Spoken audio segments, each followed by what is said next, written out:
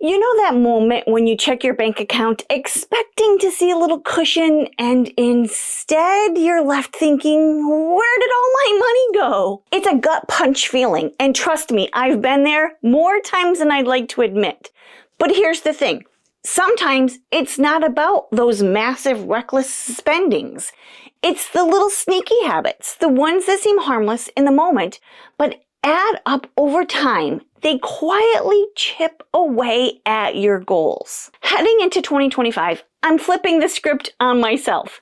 I'm making a promise to myself to stop wasting money on things that don't align with my values or my future. I've put together a list of 25 things I'm not spending money on in 2025. Some might surprise you, they surprised me, and a few might feel a little too close to home. Here's the kicker. The last item on my list, it's a challenge, even for me, and I'm the one setting the rules. So stick around as we break it down into 6 different categories, from the sneaky spending traps to the habits we all need to rethink just a little bit. This isn't just about cutting costs. It's about making room for what truly matters to us. Saving for retirement, creating joyful experiences, and maybe even discovering the freedom to pursue a few dreams along the way.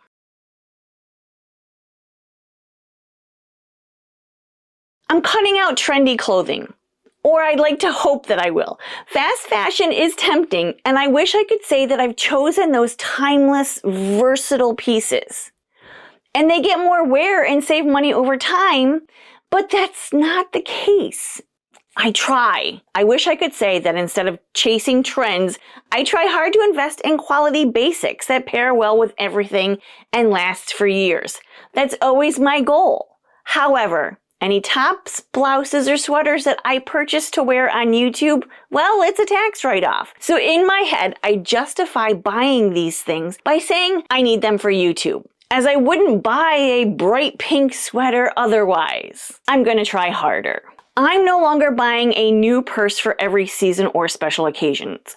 I went through a phase, a designer handbag phase, Michael Kors, Coach, Louis Vuitton, Kate Spade, and then I went through a phase of switching out my purses for every season. I wanted to have a cute purse for date night or a new purse for a wedding. Now I'm just not doing that anymore. Instead, I lean into practicality, and now I have 3 to 4 purses.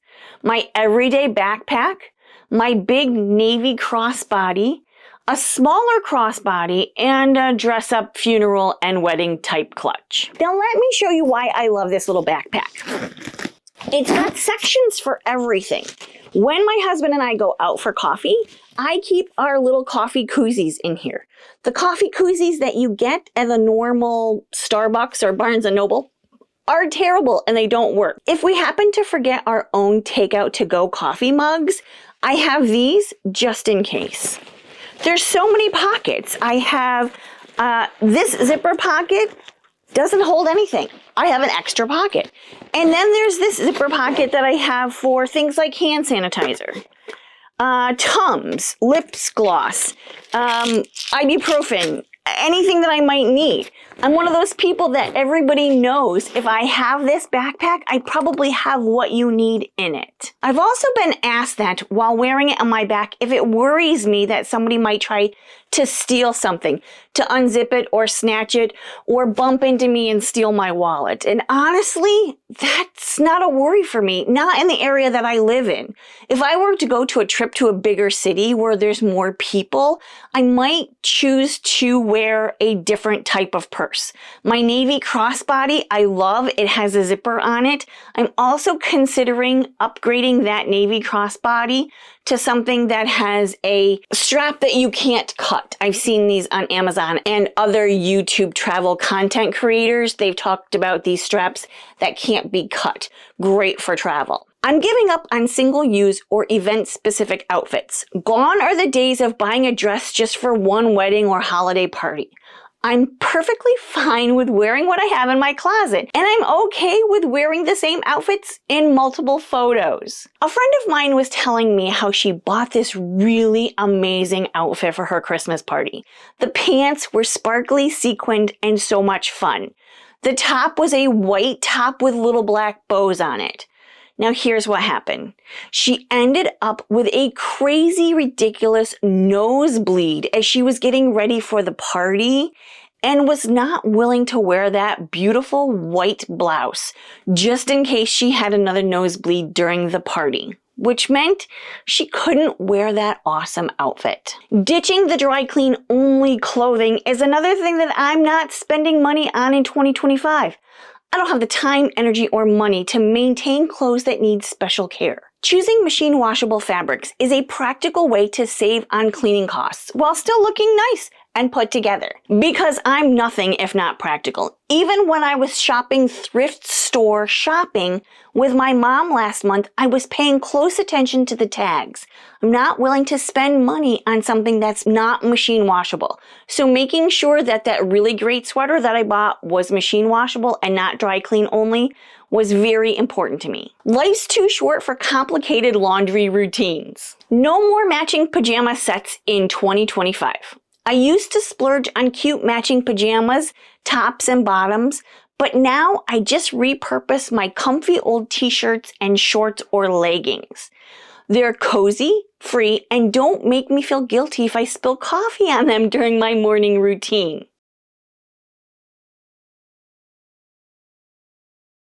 I'm done with air fresheners and candles. Air fresheners and good candles are pricey, and honestly, I think they sort of stink.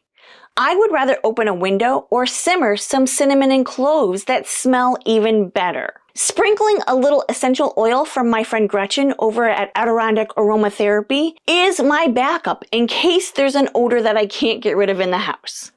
Most store-bought air fresheners are full of chemicals too, so the switch saves not only money, but I feel like it's healthier for my home.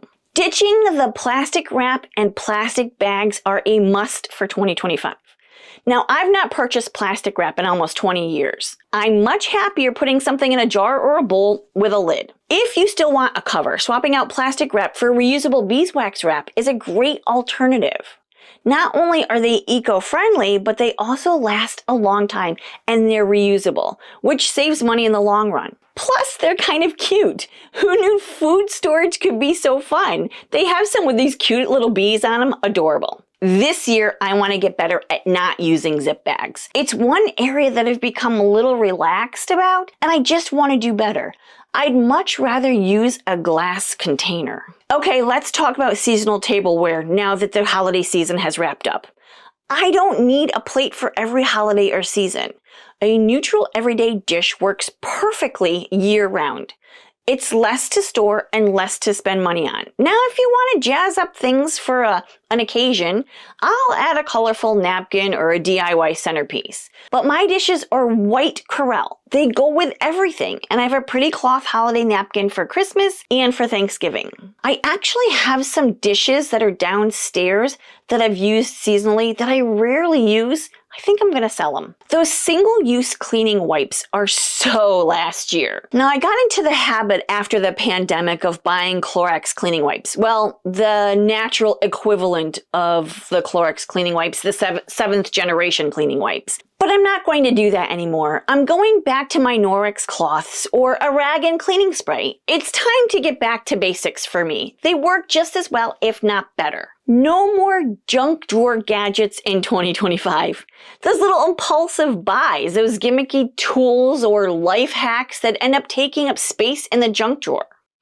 I realize they don't add value to my life, and I usually don't work as promised. This year, I vow to only buy tools that I truly need and use regularly. Now here's an example. I bought an outlet that has remote control on it, and I couldn't even remember why I bought it. Gone are those days. I'm sure I can find a use for it, but it feels like a waste of money because I don't even remember. I'm not buying spices this year. I have so many spices, so I'm vowing to not buy anything new. I'll just use up what I have before buying any more. If something calls for onion powder and I'm out, but I have 2 jars of garlic powder, I'll just use that. Now, it might change the flavor just a little bit, but I don't think it's going to be anything drastic.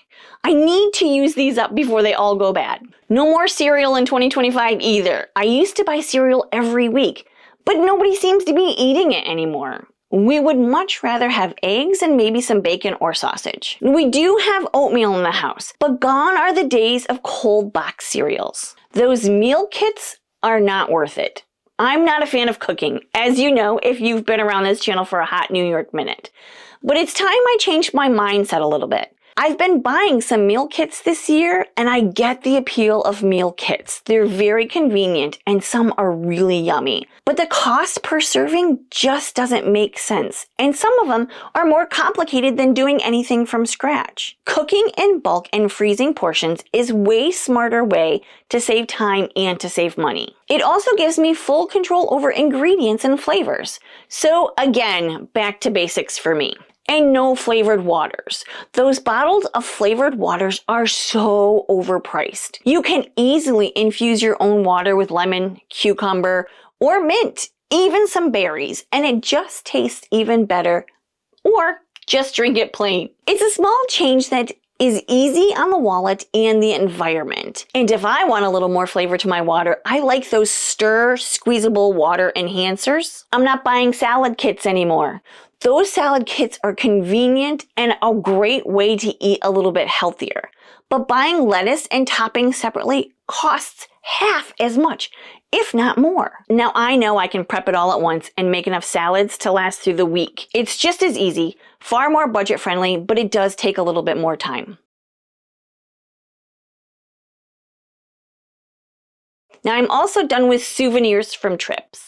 I used to feel like I needed a physical memento from every vacation, including buying for the grandchildren, but now I just focus on taking great photos instead. Or like my friend Becky is doing, consider short video clips and adding them to a social media platform like Instagram as a virtual scrapbook to share with friends and family, as well as look back for yourself. Memories mean more than knickknacks cluttering up my shelves, and if I really want a keepsake, I'll opt for something practical or handmade by local artisans. Full price movies and snacks, I'm all done. Now, I love the movies, but in all honesty, I only go a couple of times a year, except for the movie Wicked. I've seen that twice in the movies. Now, if you also love the movie Wicked, please give me a pink heart for Team Glinda or a green heart for Team Elphaba, or one of each if you can't decide. I loved the movie and I can't wait for it to come out on streaming so I can watch it 10 or 20 more times. But I refuse snacks at the theater. I did that once this year and was reminded at the ridiculously overinflated price of popcorn. When I do go to the movies, I go in the afternoon when it's cheaper and bring my own snacks. I'm no longer buying paid warranties on appliances. I stopped paying for extended warranties because the manufacturer already covers most appliances for at least a year. Instead, I researched the brand with great reliability and put that warranty money into a savings account for repairs. Plus, if you don't already know this, my husband can fix just about anything. And if he can't, I'm okay with calling a repair guy. I'll just use the money that I put aside for that specific purchase. I'm not paying for budgeting apps. I've tried a couple and I've decided that I'm stopping paying for budgeting tools with hefty fees. I've tried a lot of them and just prefer my own budgeting planner more. I'm just going to stop trying other things and just stick with what works. If you want a free copy of my budget planner, I'm going to leave a link below. It's free, digital, downloadable copy that you can use to help manage your money better. I'm not paying for estate planning packages that I don't need. Now, we had our will and all of our estate planning done this year, and so I'll not be continue paying for anything else. There's no need for a monthly fee. Some places like to charge you a monthly fee for this or any other complicated planning moving forward. While estate planning is super important and I would actually say essential, I've learned that not all packages are worth the cost. I only paid for what was truly necessary, like a simple will and trust, and all of the health proxies that we needed. And I avoid upsells that don't fit my actual needs. It's about being smart and not overpaying. Now, I won't pay for overdraft protection fees or bank fees. Keeping an eye on my account balance is so much easier and cheaper and smarter than paying for overdraft fees. Most banks have alerts that you can set up to notify you when your balance is getting low, and that has saved many from unnecessary charges. Gone are the days of paying expensive banking fees. I've actually switched to a credit union so that doesn't happen anymore, both for business and personal. Monthly maintenance fees, ATM fees, or paper statement fees? No thank you. Stick to banks or credit unions that offer free accounts and avoid fees by managing transactions carefully. Why pay the bank to hold your money for you? Tax filing expenses. We're no longer paying a premium tax filing fee. Instead, as a part of business bookkeeping service, we're able to save money come tax filing time. This is going to save us some substantial money during that time. I got lucky when finding a company that will not only help me with my business side, but also my personal side. They are not charging me come tax filing time. So this is a win-win all the way around. One service that will do everything for us, saving us substantial money come January. Unnecessary life insurance policies are not part of our 2025 plan. We do not have life insurance policies. I know this may be a little controversial to many people, but I feel like once we reach a certain age that we can self-insure and not worry about paying out of pocket each month for a sum of money that will come when we die. It's better for us to take that same money and invest it into something else. So when our spouse passes, we have that money available. We're fine. We have all of our bases covered. No more greeting cards. I've given up sending greeting cards out for every occasion. Now, I still send them at Christmas time because it brings me joy. But for birthdays, I'd rather give friends and loved ones a quick text or a phone call, or just meet up for coffee to celebrate their special day. On super special occasions, I really like sending flowers. Like if it's a 75th birthday or a 50th birthday, I'd rather send flowers. There's no more alcohol for casual consumption going on here. Cutting out casual drinking saves me money and calories. A glass of water with lemon or sparkling water scratches the same itch, especially when we're going out to dinner, without costing more than $10 a bottle. Plus, I feel healthier and more energized. I'm not a drinker, and this is something that I'm just going to continue not doing. I finally gotten to a point this year where I can say, no thanks, I don't drink alcohol.